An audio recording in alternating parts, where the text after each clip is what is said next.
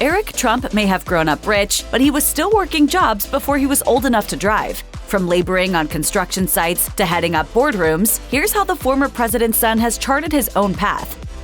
Trump Tower was where Eric Trump experienced most of his extravagant upbringing, offering all the comforts that a New York real estate tycoon like Donald Trump could afford. But luxury couldn't replace the unhappiness 6-year-old Eric felt when his dad decided to abandon his mother, Ivana, for Marla Maples in 1990. The divorce was painful enough, but the increase in tabloid attention didn't help either. If anything, Eric believed the circumstances toughened him up, telling Fox Business, "That's probably when we first started getting a little bit of the limelight, some of the attention, and I had to learn to not care." While his mother took over much of the child-rearing responsibilities, Eric said his father was also influential. Donald wasn't exactly the type to play with the kids, instead preferring to take them to the construction sites of his property developments. Eric told Fox Business, "But he was also strict. You had to do well in school. Every day I left, I was 6 years old, he would say, 'No drinking, no drugs, no smoking.' That's who he was."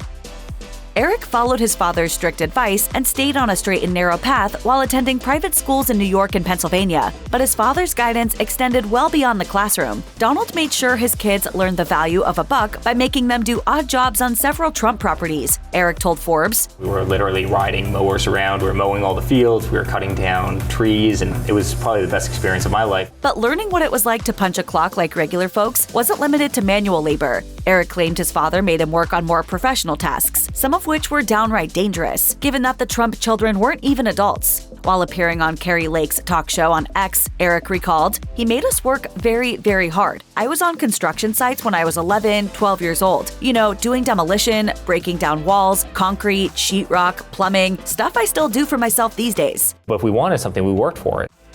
Once he finished school, Eric made a beeline towards a career with his father's real estate empire. Eric told CBS News in 2003, "My dream is definitely to be sitting in the office in Trump Tower, learning from my father. I think we're going to be an unbeatable team." By 2006, Eric had joined the Trump Organization as the company's executive vice president of development and acquisitions, a year before the global financial meltdown hit. Undaunted by the recession flattening real estate values, Eric called the period a great opportunity per city and state New York, as the company bought up as much land as possible. The family business had survived, despite 3 of their Atlantic City casinos going bankrupt during that period.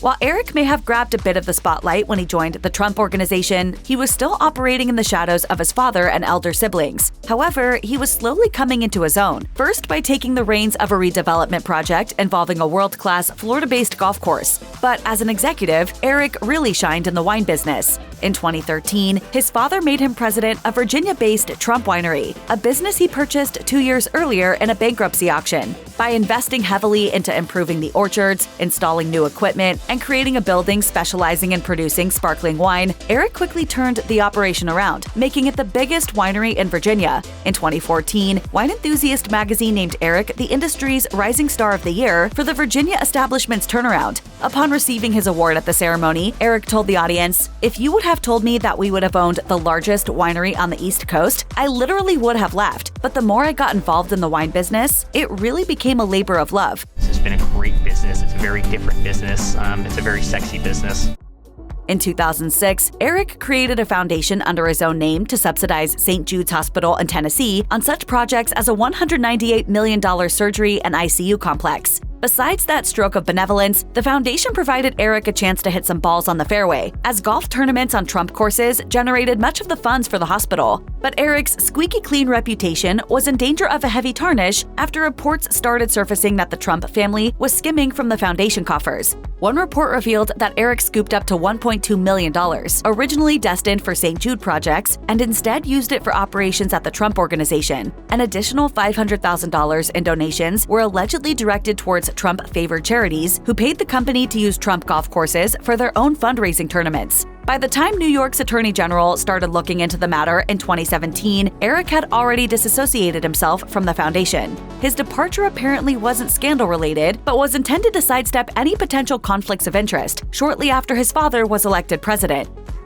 Unlike some members of his family, Eric Trump has preferred to fly under the radar. One of his former classmates told the Washington Post, "Eric has Trump genes, but he doesn't have the Trump brand. I've always admired that he is uniquely his own in that way. Less bombastic, more thoughtful. Less self-aggrandizing, more humble. Less Trump, more Eric." But Eric has been known to occasionally brag. For instance, while teeing off with golf writer James Dodson in 2013, he boasted about an investment source after the financial market collapse. While speaking to WBUR in 2017, Dodson recalled Eric telling him, "Well, we don't rely on American banks. We have all the funding we need out of Russia." Catching wind of Dodson's riveting comments, media outlets like Vanity Fair suggested a link between that Trump financial pipeline and alleged dealings with the Russians to influence the 2016 presidential election. Eric denied the allegations, telling the New York Post, "We have zero ties to Russian investors." Eric was also mentioned twice in Special Counsel Robert Mueller's 2019 report on Russian interference in the 2016 presidential election. However, both mentions involved meetings of little or no consequence.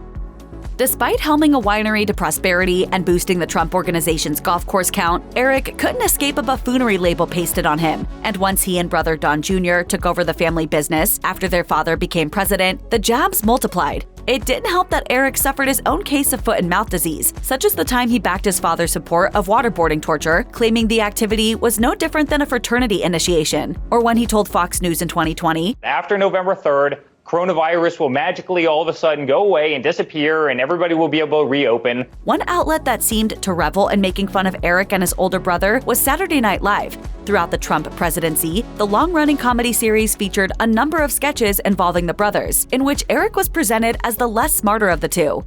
"I had a funny face pancake. He had whipped cream's hair." "Yeah, and he ate the whole thing." "I'm hungry." All right. During a 2018 interview with the Washington Post, Eric said this about his portrayal on SNL. "Unfortunately, it is the price one pays for being in a political family. They got it wrong. They detest us, and they will do anything to try and undermine our credibility." To be fair, his response was far from the loud insults that his father and brother might have employed. But Eric has enjoyed some redemption, only because Don Jr. had been in media crosshairs more frequently. Stephen Colbert even said in 2017, "I'd like to apologize to Eric Trump. We always thought you were the dumb one. We were wrong."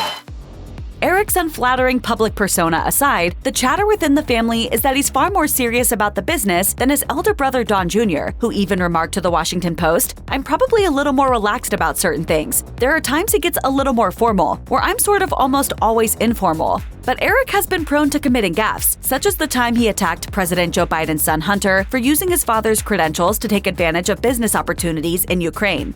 Eric told Fox News, He didn't know anything about the industry he was in. He didn't have any discernible duties, and he's getting paid $50,000 a month? But media analysts quickly pointed out that Donald Trump's 3 oldest children have benefited from his tenure in the White House. When the brothers took over the Trump Organization once Trump became president, the company promised not to do any new deals, especially internationally. However, the sibling CEOs broke that pledge when they sold up to $100 million in property and $3.2 million in Dominican Republic land. Interestingly, they scuttled a domestic hotel deal out of fear of conflict of interest. According to the New York Times, Eric said, "We live in a climate where everything will be used against us, whether by the fake news or by Democrats who are only interested in presidential harassment."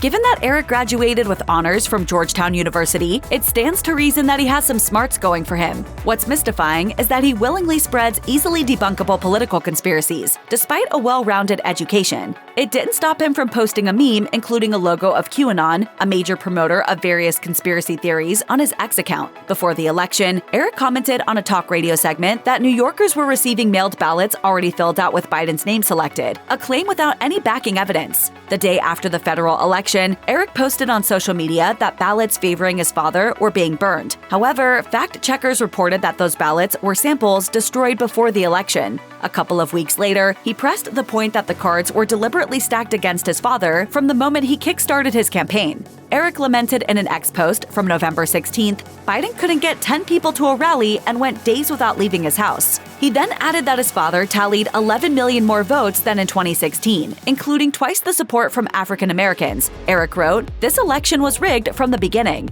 And despite no evidence, Eric apparently supported one claim that leftist activist Antifa staged the January 6 riots in a since-deleted X post.